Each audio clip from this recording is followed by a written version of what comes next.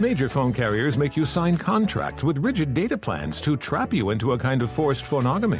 Sounds pretty insecure if you ask me. At Consumer Cellular, we believe in a more consensual and healthy form of phonogamy, free of contracts and more flexible to your data needs. This way, you stick around not because we force you to with contracts and fees, but because you love our phone plans. Like ardently love our phone plans. Phonogamously. Consumer Cellular. When freedom calls, we're here to answer. Call us at 1-888-FREEDOM.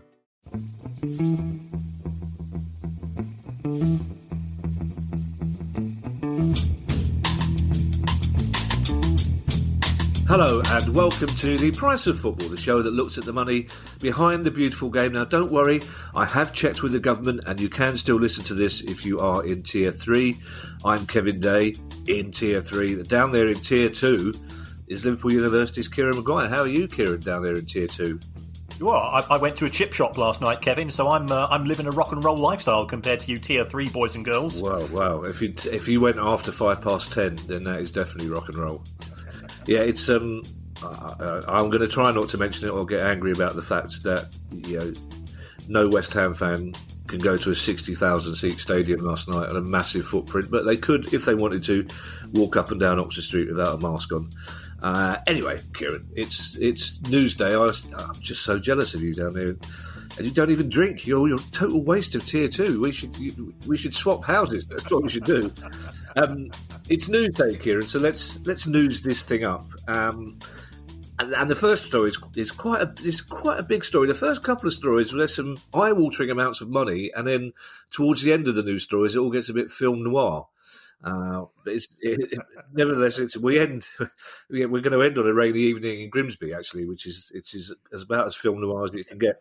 The FA, Kieran, have taken out a £175 million loan from the Bank of England, and I must say it seems a lot easier for large organisations to get loans than it is for me. So any sharks listening, do drop me a line, the usual thing, questions@priceoffootball.com. Presumably this £175 million for the FA, Kieran, is COVID-related? Yes. And I think what you need to do, Kevin, is you've got to be able to convince your bank manager that you've made a material contribution to the UK economy. Mm-hmm. And under those circumstances, they just hand over the money. Does my accountant count as the UK economy? Because I've made a very material contribution to his Christmas. Excellent. I'm glad to hear that. This is very much COVID related because if you think about it from the FA's point of view, we've had FA Cup matches taking place with no crowds. England have been playing international matches before empty audiences, and the FA had already paid UEFA a considerable amount of money to host matches for Euro 2020, right. And those matches aren't going to take place until hopefully next summer, because I've got a ticket for England versus the Czech Republic. And the FA has said it's anticipating losses of £300 million this year. It's had to make 15% of the staff redundant, which is sad news, and we know that people in all industries are being hit. So it has gone to the Bank of England, and it's been very coy about this. It was only through ferreting through some Bank of England documentation that it came to light that it looks like the loan has been taken. Now, the details in terms of when it's going to be repaid have not been made clear. I think Spurs have a similar loan, and I think they're committed to paying it sort of midway through 2021. But I suspect that there is a rollover. And this is a monetary rollover before anybody thinks anything else. In terms of the repayment dates. So it's indicative. It's not just clubs, but institutions themselves, which have to borrow money under these very trying circumstances. Did you say Spurs are paying theirs back by 2021? Because I thought we'd established that the bigger the loan, and when you're getting to this level, A, there's barely any interest, and B, the banks don't seem that bothered whether you ever pay it back at all. Well, when it comes to Spurs' commercial loans, which is the £637 million they owe to Goldman and some other of the sort of the major investment banks, that's not due for repayment until I think around about 2037. But these are emergency loans being given out by the Bank of England, which isn't but the Bank of England, as a rule, doesn't tend to lend to companies unless the circumstances are fairly unique, and clearly what we're going through at present. Whereas if you look at Spurs is £637 million. That's the sort of traditional commercial loan, and on top of that, they've also borrowed 175 to allow them to pay the bills over the course of the next few months. Now, if God forbid, Kieran, the Euro games don't happen at Wembley next summer, and the FA Cup is in front of empty houses, what do the FA do then? Do they go for a bigger loan to pay back this loan? What happens if they can't afford to pay back this loan? Well, if we are under those circumstances, it will come down to negotiations. We could end up with the somewhat ludicrous situation of the Bank of England will have potentially have its security in respect of this loan. So the Bank of England ends up owning Wembley and St George's Park as a result of this. If, however, England can't host the games and can't host the FA Cup final and things of this nature by the middle of next summer, I think the economy will be in such a severe downturn that the Bank of England will just take a pragmatic approach and says, we want the economy to somehow get through this. We will put back payment for another 12 months or another couple of years because there's nothing for the Bank of England to gain. It's got no experience of running a football stadium. And it's got even less experience of running an empty football stadium, so it would be effectively acquiring a white elephant if it decided to enforce any form of security. Right. Although it would be quite funny to see the Bank of England repossessing Gareth Southgate. Now, good news, we hope, for Burnley fans, because it looks like their £200 million takeover deal could be completed as early as this week.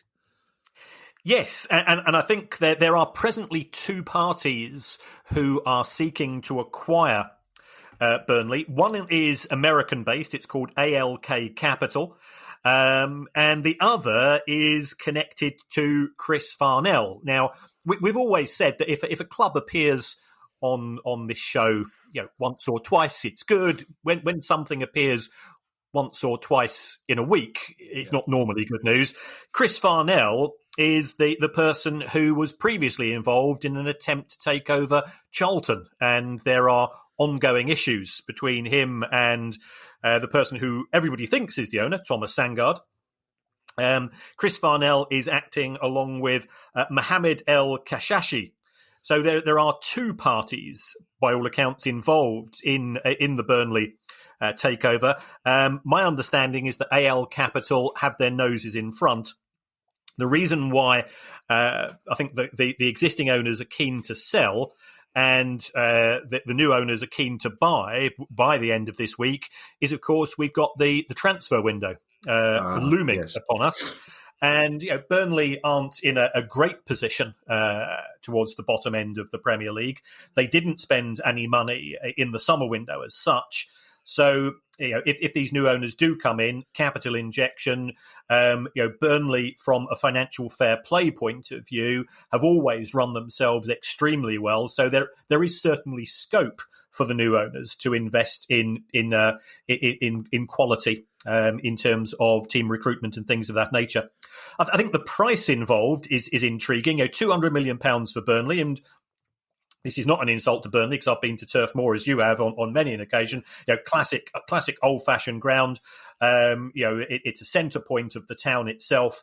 But Liverpool only cost £300 million a decade ago, and clearly Liverpool have a bit of the bigger stadium, their bigger fan base, and so on. So I think this is indicative of how prices have increased over the course of the last decade, and the increasing intrigue that American investors have with football. Because ultimately, it's incredibly cheap to buy a football club compared to one of the American franchises, and they see ways of, horrible American word, monetizing our game. Do you think this would be worrying news for Sean Dyche? Do you think they'd be looking for a sexier manager? There is no sexier manager than Sean Dyche, as far as I am concerned. Kieran, you've surprised me often on this pod in the past with answers, but that one's up there in the top 10 surprising Kieran Maguire answers. Yeah. Sean Dyche is Burnley. He understands the club. He has recruited a team. I wouldn't say in his likeness, but a team which is very much as you would expect a Sean Dyche team to be, hardworking, very well drilled, and things of this nature.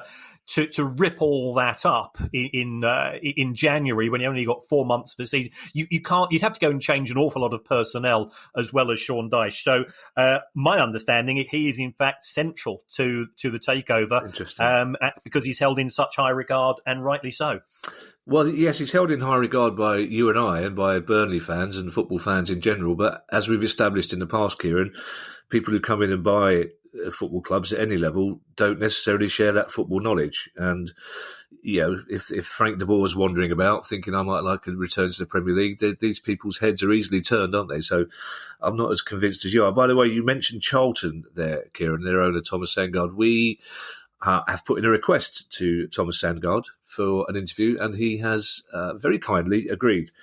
In fact, he bit our hand off, which I'm really quite interested about, because he struck. There was the New York Minute is supposed to be the shortest time period in the world. But this period between the lights going green and somebody behind you honking, it was almost eclipsed by the Thomas Sandgaard reply to the email saying, "Do you want to come on the show?" Yes. So hopefully we will get Thomas on before Christmas. If not, it'll be shortly after. And I think it's going to be one of those occasions when we might invite Charlton fans to send some questions as well, because that's something to look forward to. Something to look forward to for Everton fans as well, hopefully. Now, Farhad Moshiri, Everton's owner, is considering investing another £250 million into Everton. Now, Kieran, is that investing or is that giving to? To a certain extent, they're the same thing when it comes to Everton, because Everton announced their financial results on Friday, which were the third highest in Premier League history, only behind Chelsea in the year that Abramovich acquired them, wow, and Manchester City the year after they were acquired by Sheikh Mansour. So, eye-watering numbers. Farhad Moshiri has already put £400 million into Everton, and it looks as if this further investment, which will take his stake in the club. Originally, he bought 49.9%, but these are going to be fresh shares, which will take his investment to beyond 90%. Is part of his long-term vision for the club. So he's been incredibly benevolent to date. I suspect that some of this money is linked to the Bramley Moor dock proposals in respect of the stadium, and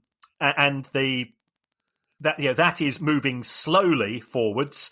It probably wasn't helped where the Liverpool mayor Joe Anderson isn't exactly popular with the law at present, having been questioned by the police along with Derek Hatton. Yeah. So, and Joe Anderson is been very keen on the Bramley Moor dock, but hopefully that those two things are completely independent of one another. The Everton accounts, they had some interesting nuggets. They got £30 million for the option to have naming rights for the new stadium. That's not even the naming rights for a stadium for which planning approval has not yet been given. And sort of reading between the lines, I think that allowed them to sack Marco Silva, because that cost them over £6 million. And they had 26 million quid's worth of player write-downs, which I presume includes the likes of Cech Tosin, who was at your place for a while, wasn't he, at the end of last season? He was in our physiotherapy room for quite some time at the end of last season at Palace, yes. Yes, so, I don't think he's quite delivered expectations, along with the likes of Moser Keane. And they've had a sort of a fairly scattergun approach to player recruitment, and therefore they've had to write down quite large sums of money in respect of their signings. But it does indicate that Farhad Moshiri is there for the long term. And he has a vision. He wants to break into the Big Six. He wants Everton to be competitive, and the only way you can do that is to have a stadium which is more state of the art than Goodison. And as we both have said in the past, as old fashioned football fans, we love Goodison. Putting on your business head, you can see that there's issues if you want to make a lot of money out of the place. Yeah. Well, and the new stadium does look spectacular. But can I just confirm, Kieran, double check, which is a tautology. You said those figures, and I think even Everton fans would be surprised. The third highest figures posted in Premier League history. Yeah, in terms of losses, yes. Oh, in terms of losses, right? Okay. Right. Yeah, sorry. Yeah. I think Manchester City were 197. Chelsea were around about 152. So 140 million is wow. That's a lot of money per hour, let alone per year. Yes, talking of stadia, I'm not sure whether I should perhaps start to give Guy more credit than I have been giving him in the past few weeks, because there does seem to be some sort of sense to the logic, the order of these questions at the moment. I'd sometimes wonder if he adopts the famous David Bowie lyric cut-up technique, just puts random words into a hat and throws them out and see what happens. But to be fair, recently he's done a sterling job. He must need a new gold car. The liquidator of Old Co Rangers has launched a £29 million court case against the administrators Duff and Phelps over their refusal to sell Ibrox Stadium. Yes, and this is a bit weird because, we've had sort of discussions before that, you think about your industry, in public, you tend to sort of say nice things about other performers, other comedians and so on, and unless you're Stuart Lee or Frankie Boyle, who that's part of their act. So we understand that. So this is one firm of accountants effectively having a pop at another.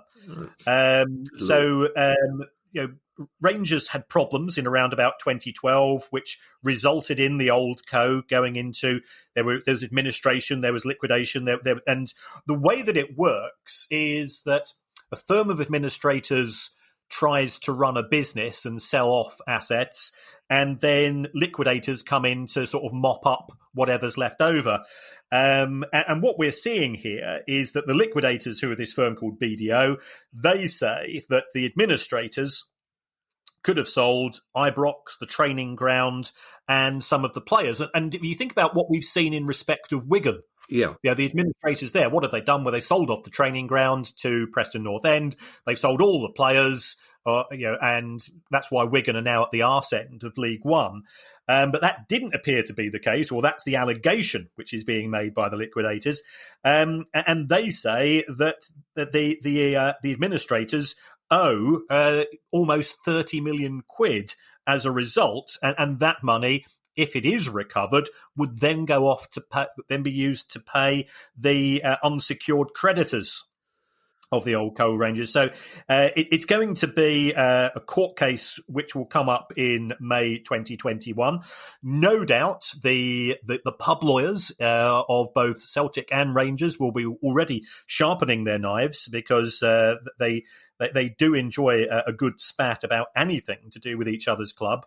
But as always, the only thing we can say with confidence with regards to this is the lawyers will get rich. Oh, you didn't say silver-tongued. You've ruined someone's bingo game.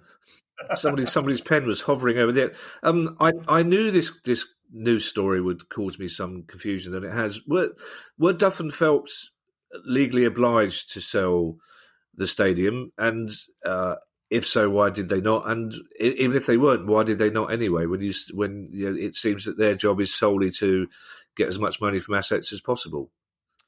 Well, their legal obligation is to try to sell the company as a going concern, i.e. as a trading entity, and to make an orderly sale of any assets which they're not in urgent need of. So they weren't forced to do so, but sometimes, having run a few of these things myself, where you've got a company with a few assets dotted around, you sell off bits and pieces to allow you to fund the continued existence on a day-to-day basis of the company.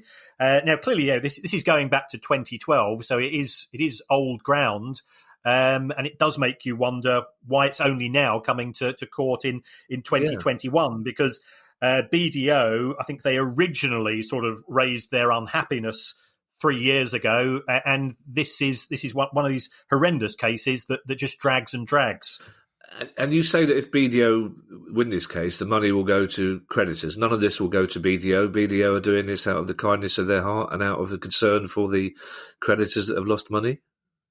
Well, if you look at BDO, they are in possession of silver tongues themselves as a firm of accountants. So, we have spoken about what's happened at Bolton and Wigan and so on. The going rate is the thick end of £400 an hour for these people. So they will have a clock running with regards to this. But they will say if we recoup 30 million quid, then that will more than cover our fees. Right. Just. Now, still in Scotland, and for those of you listening thinking, wow, my God, Guy really is on form, this was originally the last question and I moved it up. So we had two Scottish questions next to each other. Still in Scotland, Kieran, the police have been alerted to financial irregularities at St Mirren, which sounds rather sinister. It does a bit, yes. By all accounts, this was discovered during an audit. And, as an accountant, I'm fully aware of what auditors do. I'm not sure whether fans are aware or listeners are aware that actually the majority of the clubs in League One and League Two and in the Scottish League are not audited. So you have to take their accounts with a leap of faith on occasions. Can I just jump in there, Kieran? Was you had a Twitter exchange with somebody the other day who works in finance, who was absolutely astounded to discover that clubs in League One and League Two in Scotland were not audited. Literally, you had to explain it to him 2 or 3 times that you hadn't got this wrong. So I'm sure he's not the only one who would be surprised to hear this.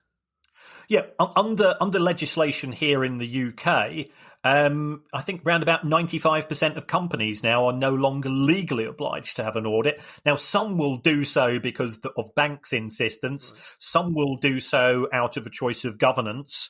But there is no obligation to do so, and it all is to do. You and I, we've always said that size doesn't matter, Kevin. But on this particular occasion, this is linked to the Companies Act 2006, which does give strict guidelines strict rules as to thresholds below which audits don't have to take place.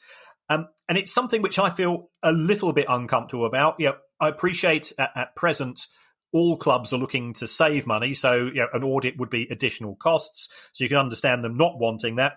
But we've also said that football clubs do have this unique place in the history and the culture and the heritage of this country, and perhaps therefore they warrant a little bit of extra of monitoring, especially if they are going to the likes of the Premier League and government for to claim that they need financial assistance. So it's a double-edged sword. The reason why St Mirren were being audited may have been linked to the fact that they are going to become a fan-owned club. So this is actually part of the due diligence involved.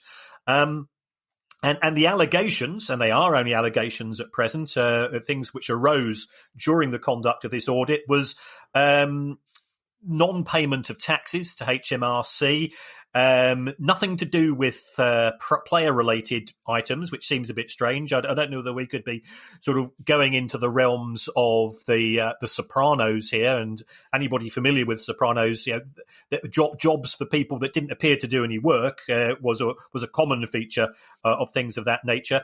Also, some of the commercial arrangements of St Mirren did seem a bit uncomfortable, and this is sadly, more common in football and the football industry than people may be aware. I mean, I can't go into specific details, but one of my former students, I got her a job with a football institution, and she discovered quite a big fraud, and she was encouraged to sweep it under the carpet and just move on. Right. And they said, well, we've got enough money to cover this. Don't take this any further. So things of this nature do arise, and quite often we don't get to hear about them. The only reason why we've heard of this one is now the police are involved, and somehow it's leaked through to the media as well. Probably from the police, in my experience. But when this situation occurs, Kieran, and the police are alerted to financial irregularities, as Guy so nicely put it, is there one person responsible at the club then that is deemed responsible for these financial irregularities, or is it, would the auditors be giving them a list of people they should be talking to, or is it simply a question that the police are now able to look at all the books, or they pass everything to HMRC? What's the process here? Well, presumably the auditors were talking to the financial controller or the club secretary, have been through the books, have asked some questions, and have decided. And this is by all means in conjunction with the club. So right. It could be that the club itself was unaware of what was taking place. Has decided to pass these matters onto the old bill. As we lovingly refer to them in South London. And it is the right process. How that's subsequently leaked to the press, we both know that if people are concerned, it's one of the ways of using the press is to make things slightly more transparent than they would be otherwise. Yeah. I'm not sure we should be dealing with rumours, Kieran, but we just did there, and we're going to in this story as well, because there are whispers, and just whispers, Kieran, hints of whispers, that Sheffield Wednesday's players are not being paid in full. Yes, this is a story which again has come from the newspapers. Now, again, there are stories that in November 2019 and June 2020, players didn't get their wages on time. The latest story is that some of the players are only getting the first £7,000 a month. Now, for you and I, £7,000 a month we'd be pretty happy with. Well, certainly me as a teacher. And they're getting the balance later. Now, I did some digging into Sheffield Wednesday's figures. Now, they're not up to date because Sheffield Wednesday haven't published their accounts for the last 2 years. But on average, players are on around about 70 to 75 grand a month. So they're only getting 10%. And then the story appears to indicate that they were getting it a few weeks later from another source. So it all seems very, very, very strange. So the local newspapers, one of the players was up for one of the press talks last week, Dominic Iorfa, and he just batted it straight back and said, "This is a confidential matter. I'm not prepared to talk about it." Now, if it was bollocks, he would simply say, yes. "That is bollocks." Yeah. So by exception, it would appear to indicate that things aren't as groovy as we would like them to be in Sheffield Wednesday and all clubs. Nobody wants clubs to be in financial distress. So watch this space. Yeah, I should have researched this properly because the name of the Sheffield Evening paper escapes me. It might be the Star, but it is the Star. Star, but they've got a very good reputation for hard journalism. So this is not one of your local free newspapers. This is a proper regional newspaper who wouldn't print this story without having some facts to stand it up, is my guess.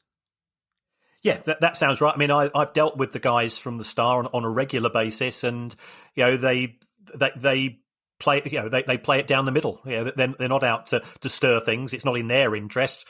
Some of them are Sheffield Wednesday fans, so they wouldn't want to do that anyway.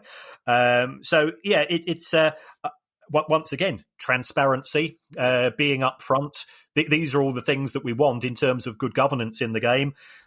Sheffield Wednesday. They've had a 6 points deduction. There were issues in terms of the sale of the the sale of Hillsborough, which has been sold to another company. Has that other company paid for Hillsborough? That is still uncertain, and that sale took place 2 years ago. Yeah, you can almost feel sorry for Dominic Iorfa, can't you? Sitting there waiting for the questions about the new manager and the style of football, and is suddenly confronted with, is it true you're not getting paid? South Yorkshire to South London, Kieran. Don't blame Guy for that one. That was me. I find this slightly odd, this story, Kieran, I have to say. Rugby League side London Broncos are going to move into AFC Wimbledon ground, Plough Lane, the new ground, of course. Move into sounds a lot more permanent than play at.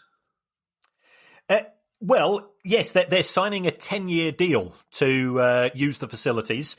So the London Broncos presently play in Ealing, and they're getting crowds of around about 2,000 a match, which is fairly decent. We've often spoken about clubs needing to sweat the assets. And again, it's a horrible management speak phrase, but it's all to do with turning a main asset of the club, which is, of course, the stadium, from something which is being used 25 to 30 days a year in terms of hosting football matches to a multiple of that. So if London Broncos do move in, it will allow AFC Wimbledon to generate more money. They have borrowed to fund the changes at Plough Lane to allow them to move back to their spiritual home. So as you can see it from their point of view, any additional money coming in will allow them to pay money out, because I think the first interest payments on the Wimbledon bonds are probably due around about next February, and the more revenue sources they have, the better. Would this be something, Kieran, that was discussed in the planning stages of the stadium, that perhaps London Broncos approached AFC Wimbledon 2 or 3 seasons ago and said, look, we'd be interested in moving in if you build this stadium? Yes, because when AFC Wimbledon would have approached, would it have been Merton Council? Yep. Is that the right one? Yep.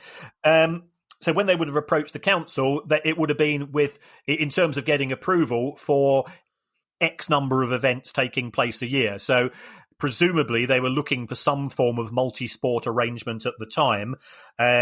London Broncos must have been in the bidding, or certainly one of the people they were talking to, and this has allowed them to now go ahead with this deal, because it could have been if Merton Council had said maximum of 30 events a year, that would have put the kibosh on this. Right. A good old-fashioned account story, Kieran. Newport County have published their accounts for 2019. What do they tell us? Well, what they tell us, and the reason why I suggested that we would put this one in, was just how wonderful the FA Cup is. Oh, okay. It is transformational for a club such as Newport. So in 2018-19, Newport, they beat Leicester City in the third round, and I remember watching that match on TV, and that was proper old school turn up. And you were cheering along for a team where you've got no long-term emotional relationship, because it was David versus Goliath. So they were successful there. They then beat Middlesbrough in the fourth round, and they ended up being knocked out by Manchester City in the fifth round. But this has turned them around. It's added an extra £1 million to their bottom line. They've gone from £120,000 loss to an £880,000 profit. So when people turn around and say nobody's interested in the FA Cup, I think that's wrong. I mean, I still look forward to the draw. I don't look forward to it as much as I used to when I was a kid, and probably a bit like you, I can probably name every single FA Cup final of the 1970s, but I would struggle to name the last 5. But there is still this romance attached to the FA Cup for the smaller clubs, especially if it allows them to play. Newport played Leicester City, who had just won the Premier League a couple of years earlier and got to the quarterfinals of the Champions League, and now they're turning up in Newport. So there is still this element of romance, but from a financial point of view, it is still a game changer. It will allow the club to reset its finances substantially for a couple of years. Yeah, I was trying to explain to Ed the other day that there was a time when you listened to the third round draw on a radio at school on Monday lunchtime. These are all lunchtime is a concept he has struggles with, to be perfectly honest. But actually gathered around a radio within 2 meters of each other. He just couldn't understand that concept at all. But that's how it used to be, and then it was very, very exciting. And like you, I think it's probably from about 2002 onwards, I wouldn't be able to name you the FA Cup winners, but for all the years before that, I'd be. And those FA Cup games as well were brilliant to watch on TV because the atmosphere came through on TV. And a friend of mine, a fashion designer, designed Newport's kit last season, and he's a Newport fan. And it's just the best job he's ever had. He got to design Newport's kit, which is a brilliant, brilliant job. Now, Kieran, as I alluded at the start of this pod, which looks like it's going to be a little bit shorter than some others, but that's good because it means the world's not quite going to hell in a handcart like it normally is when we do the news. We started with stories involving hundreds of millions of pounds. We end with two slightly more tawdry stories, I think we should say, Kieran, down at the film noir end, as we hinted. Now we know that we now know that Alan Shearer hired a private detective to find the financial advisor who owed him more than £200,000. How do we know, Kieran? Well, it's as always. It gets this one's actually gone to court, right? Okay, and therefore it gets reported in the press. So this is to do with a guy called Kevin Neal, who I think was a former insurance salesman, who then decided to become a financial advisor. And again, we've covered Mr. Neal on a few occasions in recent times. He's also being sued by 7 former Newcastle United players after, by all accounts, encouraging them to invest in teak. Rather than sort of stocks and shares, which is a dangerous thing to do. He came to an out of court settlement with Alan Shearer, and by the looks of it, he didn't pay. And so this was sort of heading towards court, and he was then claiming that as a result of COVID, he was stuck in Spain, and also he had a swollen foot. Yeah. All of which affect your ability to use your bank account to swap money internationally. Yes, I understand that. The amount of times I've used a swollen foot argument, I'm sorry, NatWest, I would happily pay you back, but this foot, it's agony. So as a result of that, he was unable to attend court. So Alan Shearer thought he was telling porkies here. So Alan Shearer got hold of a private detective who then managed to find Kevin Neal loading up his car outside a supermarket in Watford. Oh dear. This is Hazel territory, isn't it? It is, yeah. That's a reference that will mean nothing to most people listening, but there you go. But yes, it is, yes. And as a result of that, this guy, Kevin Neal, who's also been banned from being a company director for 6 years, so expect him to be turning up at a football club soon, trying to take it over, has had to go and pay a further £56,000 in costs to the $232,000 that Alan Shearer was chasing him for. And I say, well, fair play to Alan Shearer that he could spot a wrong un at the other end of the phone.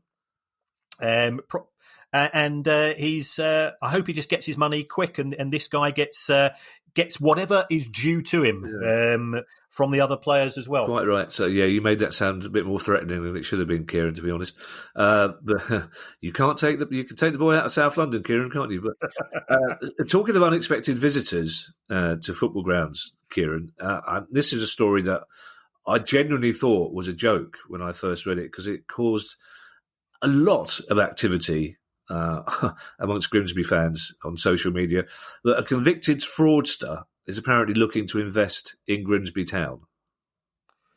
Yes, and this is a bloke called Alex May, who attended Blundell Park on Saturday, and he'd previously tried to buy Notts County, but he's also been put inside for 6 years.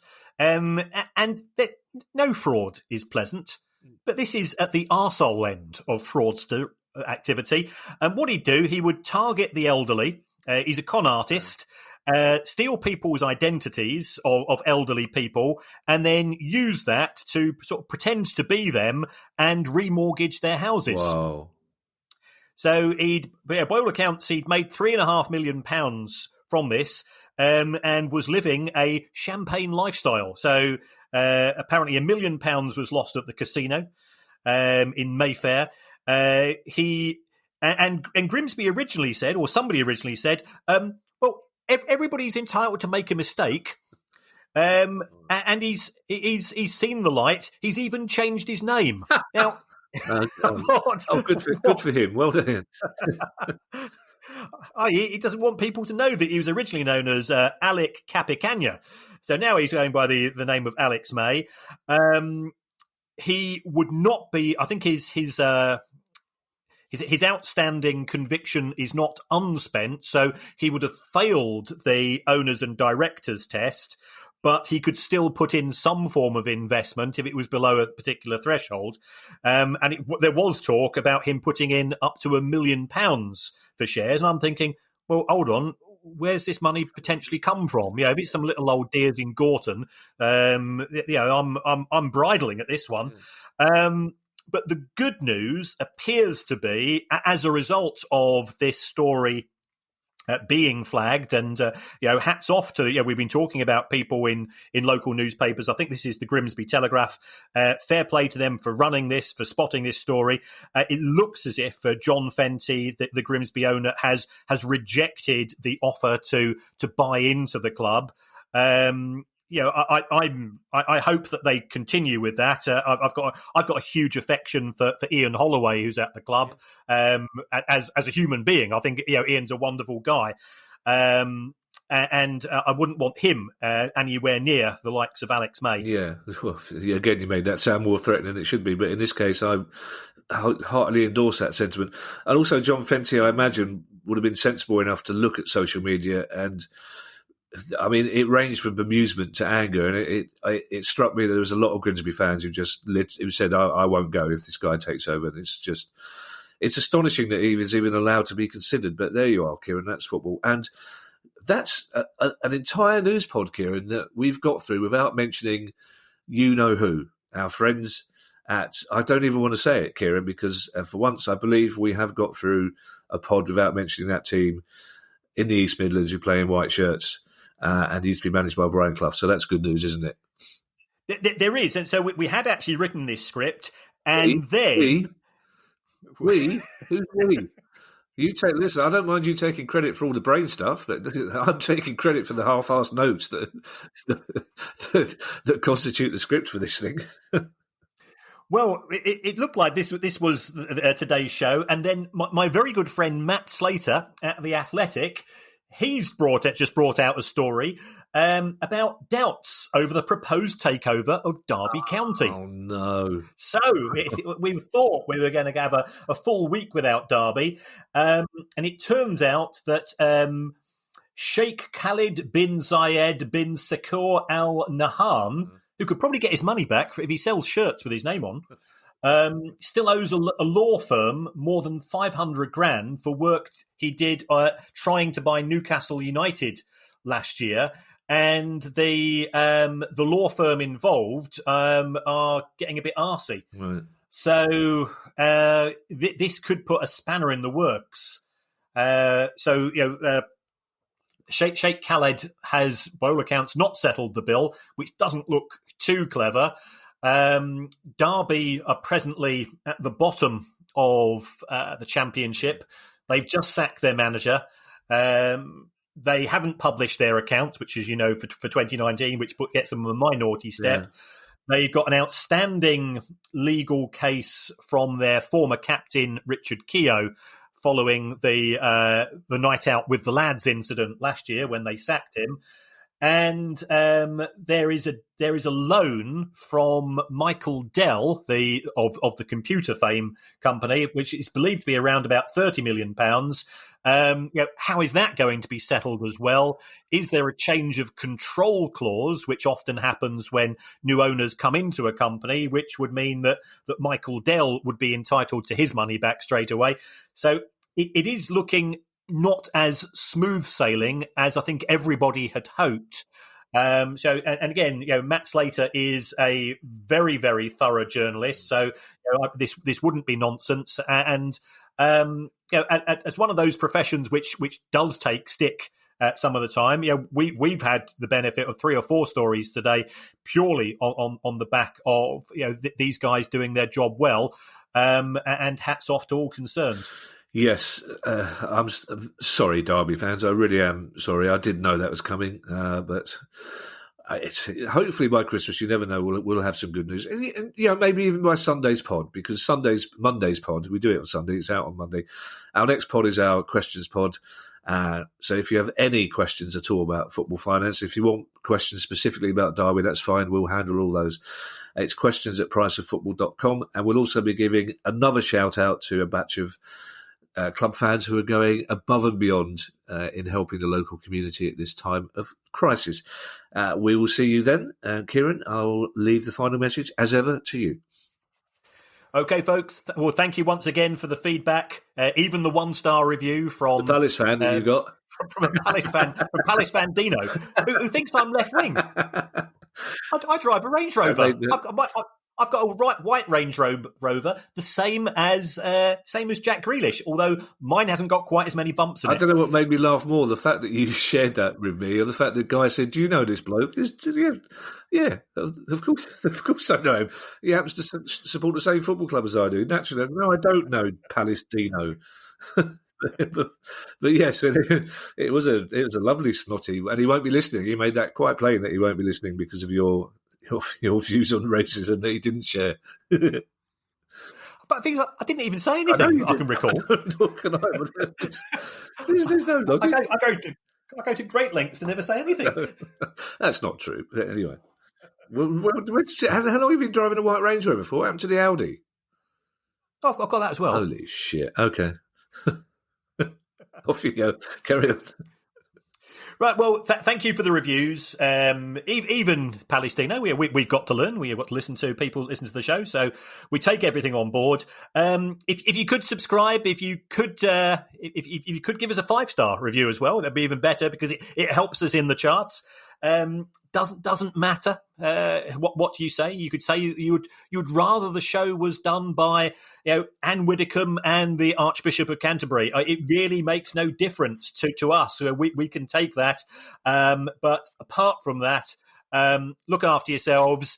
If you've not spoken to a friend recently, tell you what, pick up the phone and give them a call, because there's lots of people at this time of year who are not going to be seeing their family, not going to be seeing their friends. And if we leave it for somebody else to make that phone call, then it's never going to be made. So other than that, bye-bye. Bye, everybody. Stay safe. The price of football.